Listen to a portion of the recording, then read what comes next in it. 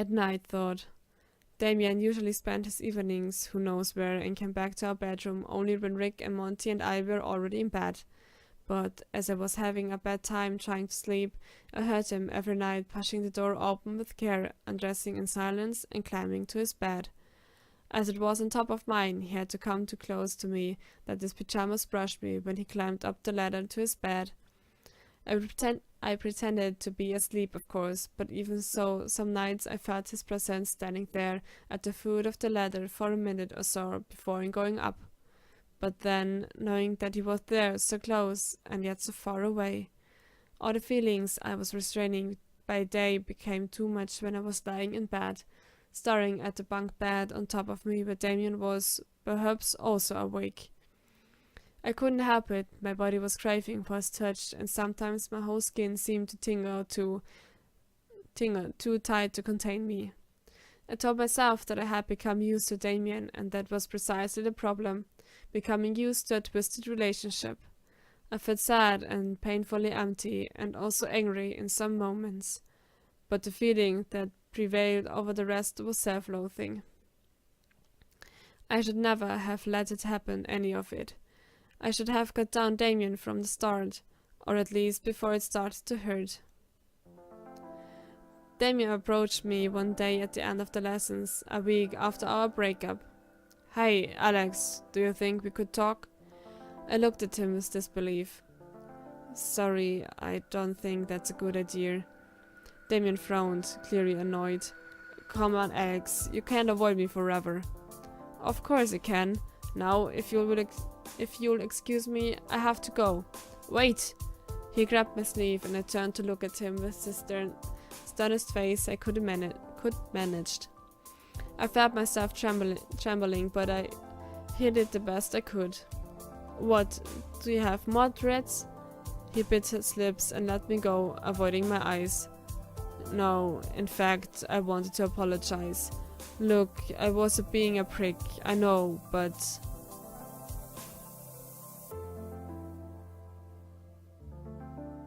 Ich weiß jetzt schon, wenn wir Ignore Him nehmen, kommt das schlechte Ende raus. Aber ganz ehrlich, wenn er schon vor uns steht und schon zugibt, dass er ein Arsch war, also ist doch eigentlich... Immerhin mögen wir ihn ja. Es wäre nicht so, als würden wir jetzt von einer auf die andere Sekunde hassen. Also ich persönlich würde accept his apology nehmen. Ignore him finde ich ihn doch arg harsh.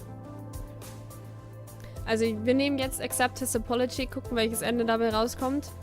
Ich werde hier nochmal speichern und dann nehmen wir später mal das Ignore him, um natürlich ein anderes Ende dann vielleicht rauszukommen. Aber jetzt erstmal accept his apology. Immerhin entschuldigt er sich ja auch. So. Einmal kurz speichern. I looked around us in fear that some classmates would start to wonder what we were talking about. It's okay, it was also my fault. I could always say no, right? He smiled a bit, relieved. It made me feel awkward and I glanced at the door. Monty was waiting for me in the corridor. Good. Do you think? Sorry, Damien, I have to go now. I turned on my heels and rushed to leave him behind, breathing deeply to try to calm down. Monty cocked his head to look at me, clearly torn between curious and concerned. Please don't ask, I pray in my head. God seemed to hear my silent prayer because my friend offered me a tiny smile and started walking by my side, heading to the stairs. I couldn't be more glad for his company right then and for his lack of questions. A Saturday some weeks later, Damien didn't join us for lunch and we were in especially good mood because Monty had scored at last in a day's cricket match. I told you, Matt, I'm going to be number 1 in the team before the end of the Trinity term. Rick and I chuckled. Do you mean Trinity term of this year? Aye, of course I do. What do you think I can? Monty, your chance of becoming a good cricket player before summer are less than 1%. Monty made a face and looked at us with disbelief. What? And you call yourself my friends? Have some faith in me, could you? We laughed harder than before. I have faith in you, Monty, but I don't have a shred of faith in your cricket skills. Monty pouted and ignored us for a full minute until he got tired of us throwing him breadcrumbs to get his attention and started to throw them back. The prefect of our GER came to our table and made us calm down when we started to be too loud, and we suppressed our grins and tried to keep a straight face in front of him. Hey, Alex, I have been thinking. Oh, really? Shut up, you kid. I was trying to be serious here. Sorry. What are you saying? Monty and Rick shared a pointed look, and before he spoke again, and I guess it was something they had talked about when I wasn't with them. You haven't been attacked again since the beginning of the term, right? Or you would have told us. I nodded. Of course I would. I think the head teacher was right and it was only bad luck. There isn't any conspiracy against me, as I have been claiming for the start. They exchanged looks again, making me uncomfortable. What? It isn't as if there could be a motive. I'm just a regular student from a middle-class family. Rick cleared his throat and pushed his glass up his nose. Actually, it's true, we don't know the motive, but that doesn't mean there isn't one. We can't disgrace it so quickly. So you have been talking behind my back, exchanging weird theories and plotting who knows what? I didn't know if I felt more surprised or annoyed, those two. Do you remember what Rick proposed some weeks ago? That we sneak in the servants' area and look for the mask? I pulled a face. Well, we think we should really do it. You know how to enter the area. You know how to enter that area, don't you? Rick nodded eagerly. Guys, I also remember telling you it was a very dangerous idea. There's always people coming and going, so the chances of being seen are high. I will think of an excuse if that happens. Don't worry. And what if you're wrong and we don't find anything? Even if it's hidden there, what should we do? Go into bedroom after bedroom and search every cupboard until we find it? The two of them nodded with enthusiasm. Oh my god, that was their plan? It was so ridiculous. If they catch us inside a servant bedroom, we are expelled, you know that, right? But that won't happen. Come on, Alex, please. And think about the other option for a moment, would you? Imagine there's really a murderer among the new servants. What if they find us searching through the stuff? Don't you see it's too dangerous? Monty sighed, looking defeated. No, Alex, I refuse to let this go. They might be waiting until you let your guard down to strike again. Twice in such a short time was starting to arise suspicious. But look at you now, you don't even think it will happen again. So what? In all honesty, I was starting to feel uneasy. Rick was making all my fears come back to the front of my mind again. What if he was right? It sounded plausible. We will catch them before they have the chance to attack you again. Yes, that's what we will do. And they started to chatter quietly and quickly, sharing ideas and planning everything without my saying as two conspirators. I shook my head in disbelief and smiled. They might be crazy, but they were still the best mates I could have dreamed of having. During the next week, we planned our little trip to the servants' area. It couldn't be done hastily, since we needed to have our bags covered in the case something went wrong. We decided we were doing it in the morning during lessons because all the servants would be busy preparing lunch or cleaning the bedrooms, and the rooms would be empty. Rick prepared a slip-slop with some cod syrup and remains from different drinks he had kept in our bedroom during the whole week. One of us, Monty and Rick looked at me at that point, had to drink that thing after the first lessons and throw it up in class. Then one of them would offer to go to town to get the doctor, while the other would accompany me to our bedrooms so I could rest while the doctor arrived. It looked easy, right? But why does it have to be me? Well, we are doing this for you, aren't we? I sighed. Sure, why not? Let's go ahead. They chuckled and kept walking to the bathroom. I stopped and waved from them to go ahead. I turned and faced the presence that had been annoying me for a while then. Damien, could you please stop following me? I had been feeling his eyes following me around every time I was in our bedroom, or classroom, or the dining room. At the beginning, I thought it was normal after parting ways the way we did, but it was starting to irk me. I'm just going to the bathroom. Am I not allowed now? His crook grin didn't work for me right then. It's not just now, so don't play dumb. You have been following me all the times for weeks since, you know. Damien tsked and looked away, frowning. I felt a knot in my stomach, and I got a sudden urge to go closer and reach for his hands. But of course I couldn't do that. I fisted my hands and tried to sound reassuring and calm. Look, I don't know what you're after now, but I really don't want to know anyway. You were clear enough, don't worry. I know you're not interested anymore. That was good. Why was it then that I didn't feel relieved? He was serious, but I couldn't guess at all what he was thinking. I didn't know what to say to him. In the end, he huffed visibly uncomfortable and spoke again before I could think of something that would sound clever and mature. I won't bother you anymore. Rest assured. Take care, okay? And he left, walking fast with his usual wide strides. I stood there for a moment, dazzled, until the weird looks of my mates started to be too obvious to ignore, and then I simply followed my mates to the queue of the bathrooms. I could never understand Damien, that was a fact. He could just ask Rachel and she would come back. She seemed to be in love with him. Or he could pursue another person. He was charming when he felt like it, so I didn't think he would have any problem to seduce a servant girl or a boy. But again, with Damien there always seemed to be two sides of coin. His usual self was a confident, a bit aloof and condescending, but also cheerful and fun at times. That part of him made me feel uneasy with that mocking tone of his and his sometimes cruel chaps. Not to mention it was the part of him that started the true nature of our relationship, bluntly and plainly. But there was also another part of him, a part I only saw partially, a part that seemed more truthful and way more caring than the other.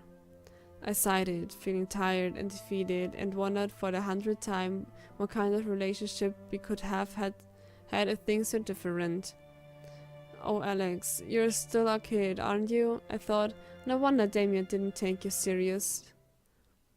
Are you feeling well, Alex? I smiled at him and assured him I was alright, hiding my hurt feelings. My wasted, stupid, useless feelings. We followed our plan that Friday morning. The part in the classroom worked perfectly well. We knew our teacher and we were sure he would accept at once to allow us to go to the classroom. He hated seeing someone being sick. The weird beverage sadly worked fine as well. By the time we reached the stairs, I was finally feeling dizzy. Oh, my stomach cramps. Shh, we must be silent. I'm sorry it worked too well, Alex. You didn't have anything that could hurt your stomach. Alex, it's all in your head. Very funny. Then you could have been the one who drank it. Rick and Monty chuckled softly. We were trying to be quiet as we climbed down the stairs. When we arrived to the landing, we pushed the door to the right. It was a huge storeroom. We shared a look and proceeded to enter the room to search it. We lit the old oil lamp we had brought with us, because the light it provided was really soft, barely enough to see what was in front of us. And of course we didn't want to be found out, because someone saw a light on, so the electric lights were forbidden.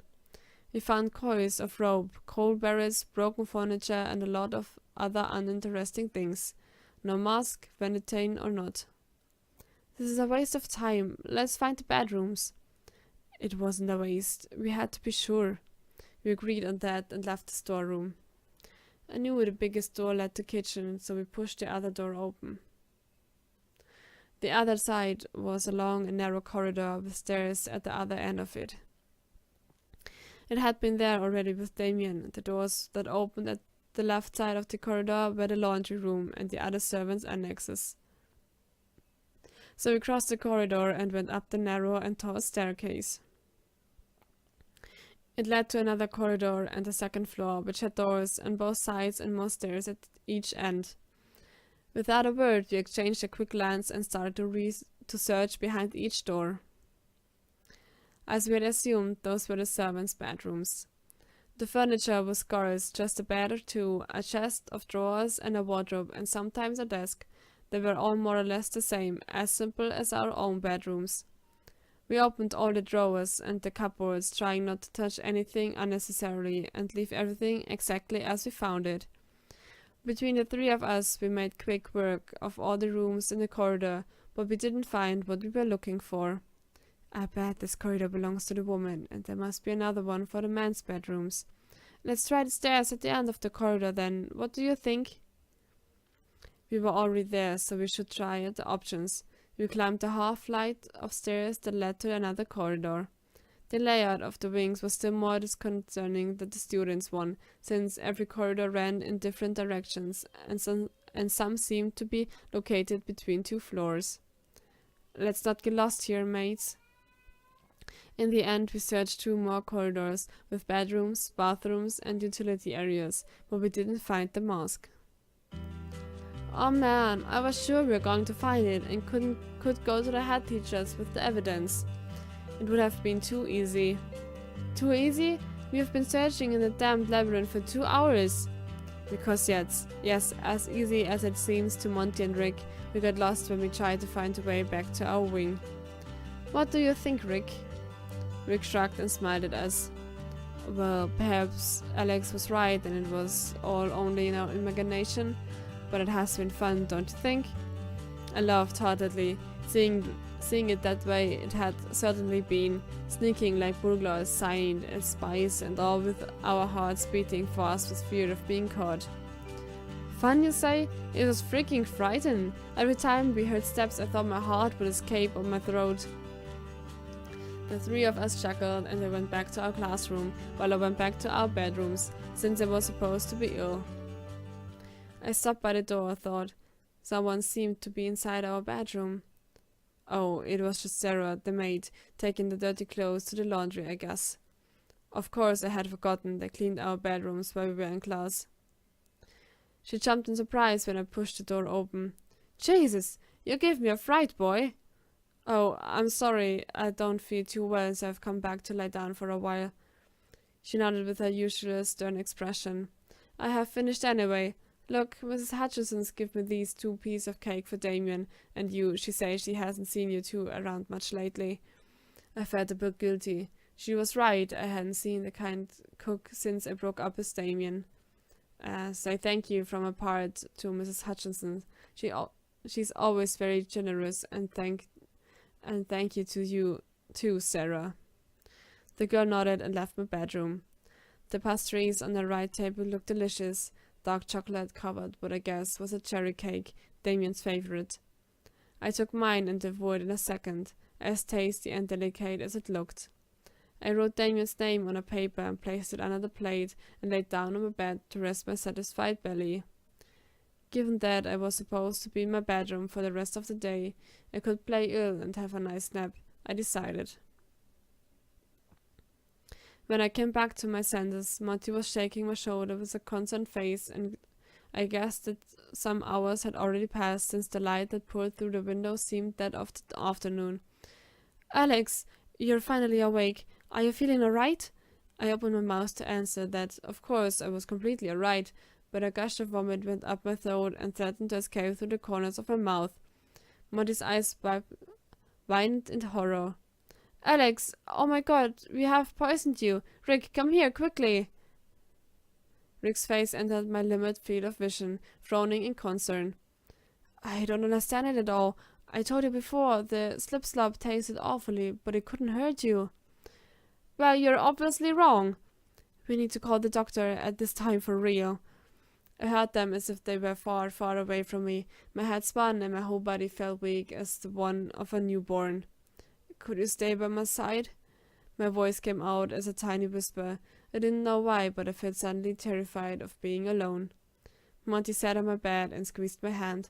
Of course, I'll go tell Wilson to send for the doctor. No, I will go. You stay with him. And Rick dashed out the door. I looked around and saw the plate with Damien's piece of cake. He wasn't there, and my heart clenched a little. I I would have loved to have him by my side right then. That cake is Damien's. Monty nodded. He has seen it. He was here until a moment ago. Oh, a pity he left before I woke up. I think I might fall asleep again. Do you mind? Perhaps you should stay awake. His voice was slightly panicked, and I couldn't help but chuckle when my eyes fell closed again. I don't think I can do that, and I slipped again into a dreamless sleep. So, Dr. Watt can't come today? That's a pity. He's attending a wedding in Cornwall. You will have him back next Monday, don't worry. Meanwhile, I hope I can be useful to have this young gentleman here. I felt a cold hand on my forehead, and I wondered if I should open my eyes, although I felt too tired to do that. I tried anyway. A man in a brown tweed suit was sitting by my side. Behind him, Monty, Rick, and Wilson watched me with concern. I'm okay, just tired. Don't try to speak, Alex. This is Dr. Stevens. He will take care of you, all right?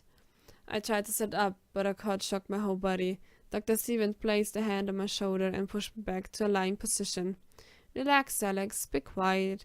Boys, if you don't mind, I have to examine Alex now. Can you leave the bedroom for a while? The two of them nodded serious and went out the door, followed by Wilson. I felt uneasy being alone with a stranger, but at the same time I felt so tired I just wanted to go back to sleep again. As soon as the door was shut, the doctor moved his chair closer to me and leaned in. I see the drug has done its work, as effective as they told us it would be. How do you feel, Alex White? I mumbled something senseless in disconcert. How do you know my full name? The man laughed, showing his brownish teeth. How would I ignore it, my dear young man? We have been after you this last month, and here you are at last at my mercy. You're feeling weak, right? Don't try to fight or cry out. It won't do it at all. I started to sweat in panic, but my limbs didn't answer my orders. I wanted to jump out of the bed and run away to the corridor with my friends, but my legs refused to move. I couldn't barely feel them. Monty, Rick! My voice went out so weak as a kitten's meow. I fisted my hands in despair, feeling helpless. My veins were pumping pure adrenaline because of the danger, but my body wouldn't move. I raised my fist to punch the man, but he dodged my easy and slow movements and pushed me back to my bed. Then he took my pillow from under my head and pushed it into my face. Sorry, boy, nothing personal. We just got paid to make sure God vanished from Earth, and you know, money is money. As the fabric covered my nostrils and my mouth, it was increasingly more and more difficult to breathe. I windmilled my arms, trying to push him, but my knee and my stomach left me still more breathless than before. It was starting to be difficult to move at all. I focused on getting air into my lungs, but my head felt light and my limbs seemed to weigh a ton. Soon my arms fell to my side and my consciousness started to slip into blackness again. I thought of grasping the remains of my wakefulness, to not let it go out from my reach. I was barely conscious when the pillow finally left my face. I breathed in and out a couple of times before I managed to open my eyes and focus again on my 5 senses. Damien was struggling against Dr. Stevens. Both of them started to pant loudly from the effort. The fake doctor was trying to reach the window and escape through it, but Damien was punching him and trying to immobilize him. The man shook Damien off a couple of times, but after the third hard punch against his side, which made him bend forwards in pain, a metallic glint appeared all of a sudden in his hand.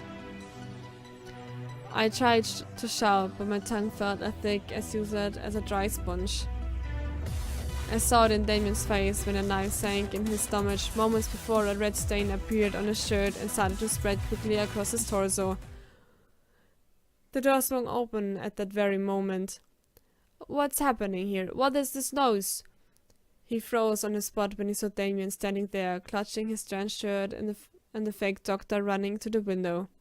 Monty and Rick reacted at once, thought. They entered our bedroom in a snap and grabbed the man's legs before he could jump to the garden.